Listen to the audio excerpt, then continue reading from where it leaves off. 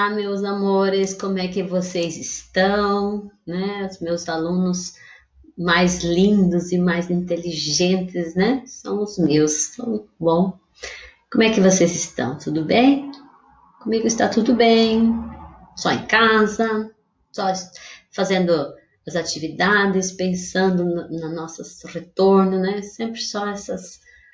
Espero que vocês também estejam se cuidando, estejam em casa, né? Porque em breve isso tudo vai passar, né? Vamos torcer.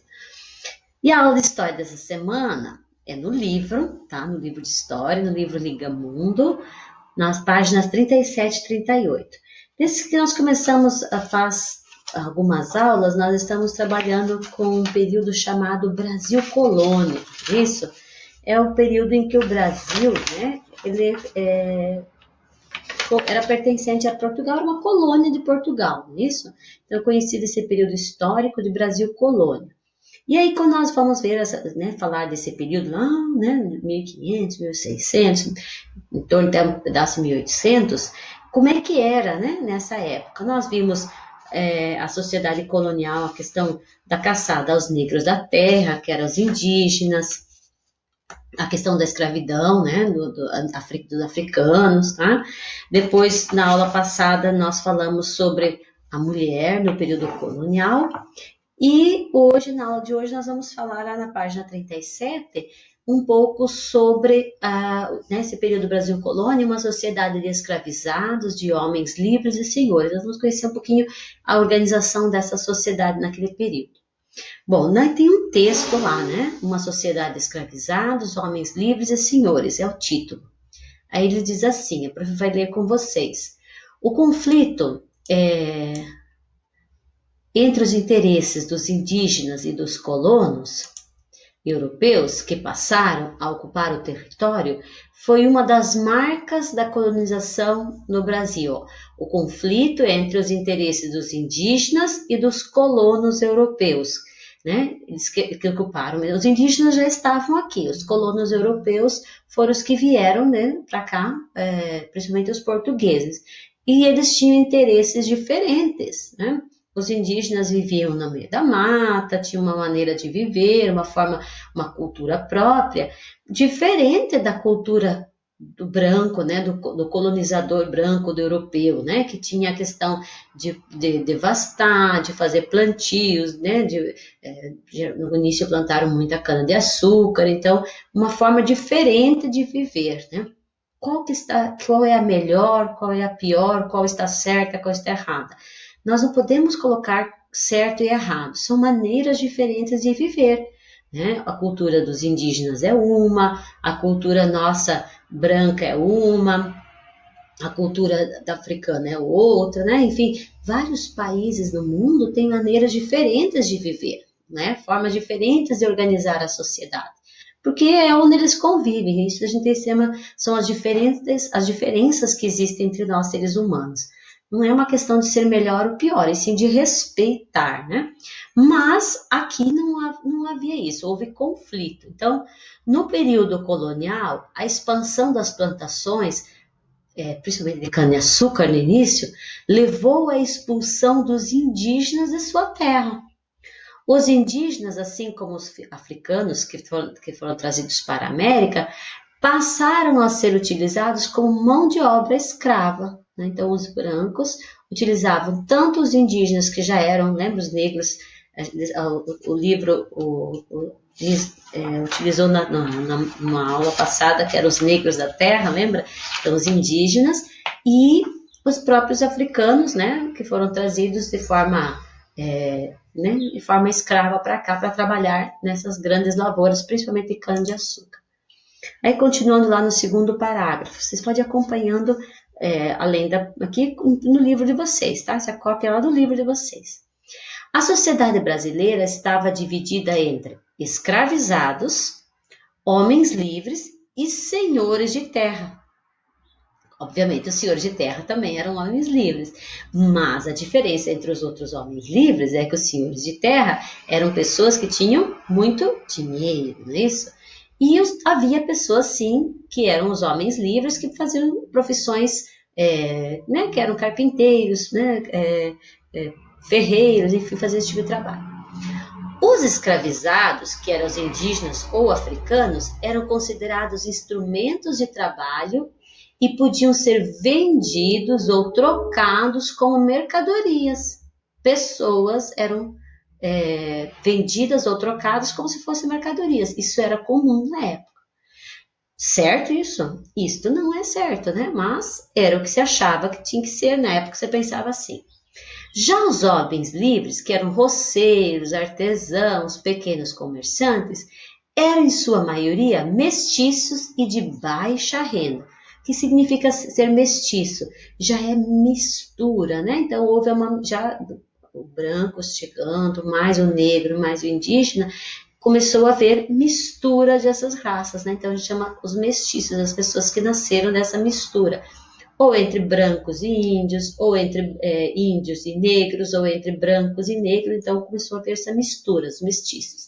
Só que de baixa renda significa que eles não eram muito ricos, não, eles ganhavam apenas para sobreviver, porém tinham liberdade. Diferente dos indígenas e dos negros africanos, esses não tinham liberdade, né? E eles não recebiam nada pelo seu trabalho, escravo. Apenas brancos e donos de terra ou grandes comerciantes podiam ser eleitos para as câmaras municipais e ter cargos ou títulos na administração colonial. Apenas brancos e donos de terra, ou seja, apenas as pessoas que tinham muito dinheiro. Eles eram chamados homens bons e formavam a elite da sociedade colonial. A elite é no topo, né? Depois nós vamos ver uma pirâmide já explicando isso. Enfim, era uma sociedade dividida de modo diferente do que estamos acostumados nos dias de hoje. A maior parte da população colonial, composta por escravizados, indígenas, africanos e mestiços, era marginalizada e não podia participar das instituições administrativas ou religiosas da colônia. Os negros, por exemplo, escravos, não podiam participar de uma missa dentro de uma igreja. Eles tinham que assistir, ficar fora, ou em algumas igrejas antigas, né, que tinham uma parte reservada para os escravos. Eles não podiam participar de eleições, eles não poderiam nem se candidatar, muito menos votar, né? Então eles não tinham acesso a nada, eles eram simplesmente objetos de trabalho, como diz assim, eram instrumentos de trabalho, só servia para trabalhar e nem recebiam pago por isso. Triste, né? Muito triste. Aí na página 37 tem essa imagem aqui, ó, né? Isso aqui é uma pirâmide, né, gente? Você já sabe, uma pirâmide de base quadrada, né? É uma pirâmide e é muito comum utilizar para nós representarmos a sociedade, né? Como está organizada a sociedade, é muito usual utilizar essa imagem da pirâmide. Porque se você observar, a pirâmide tem uma base que ela é bem maior em relação ao topo aqui, que é bem menor, não é isso? Então, veja bem, essa é uma forma de a gente observar aqui a pirâmide, né? Então, a base bem maior aqui, que está, né? Quem está aqui nessa base? São os escravizados, indígenas e africanos. Significa que na sociedade colonial, a grande maioria das pessoas, a maior quantidade de pessoas, elas eram escravas, ou eram indígenas ou eram africanos. Essa era a grande maioria das pessoas. Aqui, no centro da pirâmide, numa parcela menor, porque a gente já começou a funilar, tá vendo? Já está ficando menor.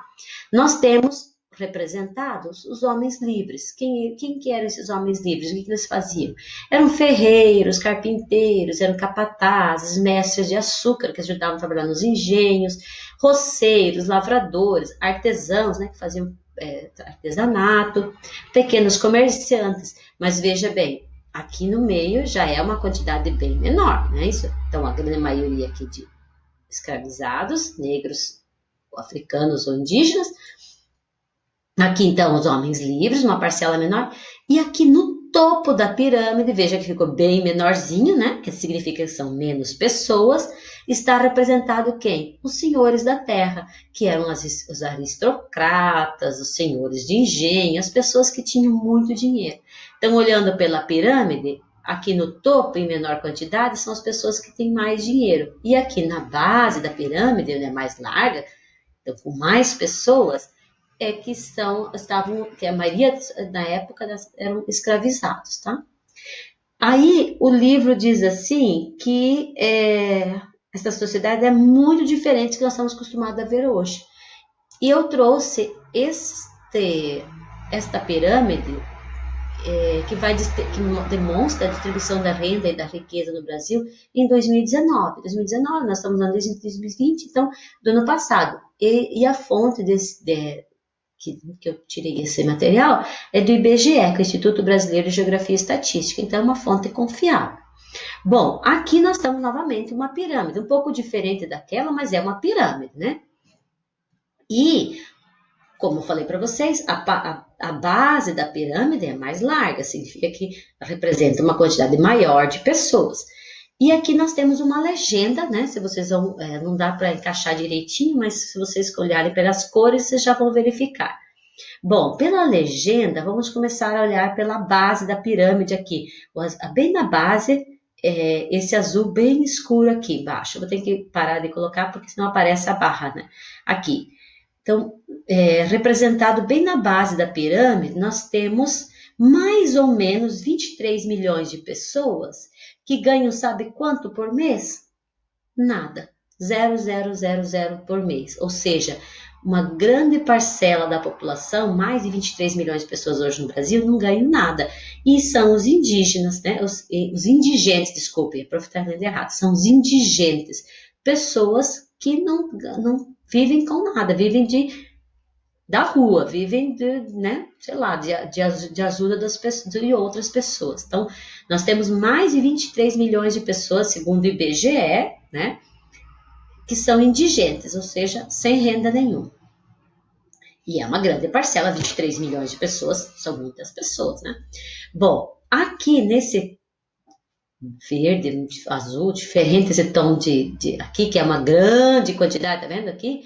São que representa em torno de 50% da população, mais ou menos em torno de 71 milhões de pessoas.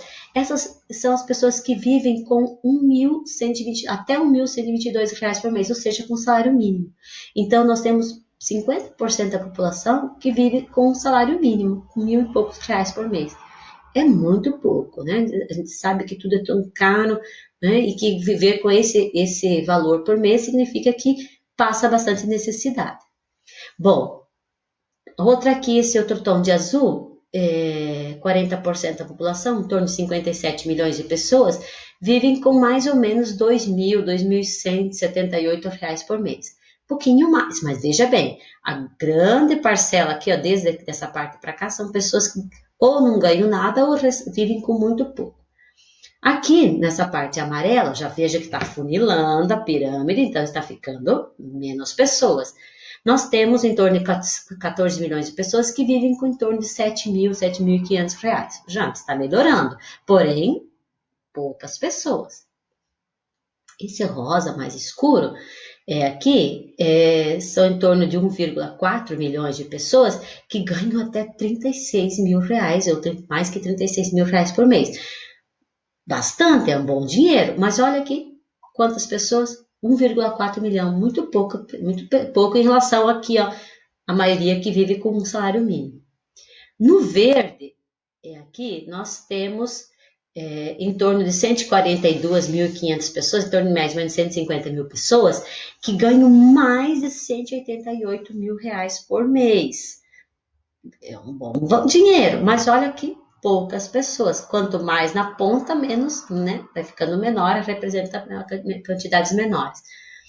Aqui, esse vermelho, quase aqui do topo, que é bem pouquinho, em torno de 14.300 pessoas ganham mais de 1 milhão por mês. Muito bom, mas olha que pouquinhas pessoas.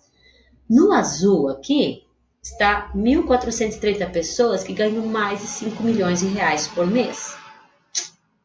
Olha que pouquinho. E, bem na ponta da pirâmide, nós temos 58 pessoas somente, que são considerados bilionários do nosso país. São somente 58. Esses ganham mais de 660 bilhões de reais. Então, veja bem, esse é uma pirâmide representando o Brasil atual. O que nós podemos concluir aqui? Que a grande parcela da população brasileira vive com menos dinheiro. A grande parcela da população brasileira tem menos dinheiro. E poucas pessoas no Brasil que ganham muito, né? Então, ela é uma diferente da pirâmide que nós vimos na sociedade. É diferente dessa pirâmide? É diferente, porque aqui nós temos a grande maioria escravizados. E hoje, nós não temos no Brasil, né, a partir de 1888, eliminou, né, acabou com a escravidão no Brasil. Porém, muitas pessoas ainda ou não ganham nada ou vivem com muito pouco. Tem que pensar sempre, né? Mudou, mas ainda temos muita gente, né, vivendo em condições bem difíceis, né, nesse país, né? E isso tudo também tem que se pensar, né? Então não é tudo tão bom assim, né? Muito bem. Esse gráfico ele não está no livro, graças a esse a prof trouxe a mais para nós pensarmos um pouquinho, tá? É esse gráfico aqui, lá da página 37, que vocês vão olhar novamente para responder as atividades que eu vou passar agora, que estão na página 38, tá? Então, vocês vão reportar para esse gráfico aqui da página 37, tá bom? Não esse, tá? Esse a professora trouxe a mais. Então, vamos lá. Na página 38, bem no início da página, nós temos a atividade número 1. Essas que vocês farão essa semana. Observe a pirâmide social na página 37, então é essa pirâmide aqui, tá? E responda as questões no caderno. Então, caderno de história, passa a linha, faça a data, né? Põe lá a atividade número 1. Questão A. Quem está no topo da pirâmide? Então, você vai voltar aqui. Quem está no topo? Bem no topo da pirâmide aqui. Quem está? É só voltar e vocês já vão saber. A questão B. Quem compunha, né? Que vem da palavra compor, né? Quem compunha a maior parcela da sociedade colonial? Quem é que está aqui? Quem compõe a maior parcela dessa sociedade colonial? Tá? Então é só olhar, retornar para a pirâmide, que está no livro de vocês, na página anterior, e vocês já vão saber, né? Bem tranquilo. O importante é pensar sobre tudo isso, né? Sobre essa organização social diferente, né? Como falou, da colonial para a sociedade atual, mas injusta ainda. Não é isso? Continua sendo injusto. Poucos têm muito dinheiro e muitos têm muito pouco, né? Então isso não é, isso a gente chama que não tem justiça social, tá? Mas isso depois a gente tem muita coisa para se pensar por que tem isso, né? Então, mas isso é uma questão que a gente vai conversar quando nós estivermos mais presentes, que nós podemos fazer essas trocas, quando a professora vai retomar o conteúdo com vocês, tá bom? Então, ai, credo! O que será que assustou, Mônica? Ai, credo! Acabou a aula! Ai, que susto! Credo, já acabou a aula tão rapidinho, né? Ai, né? Até a Mônica ficou envergonhada do susto que ela levou. Então, crianças, boa semana, boa aula para vocês, tá? Cuidem-se. Beijos. Abraço bem apertadão. Tchau, crianças.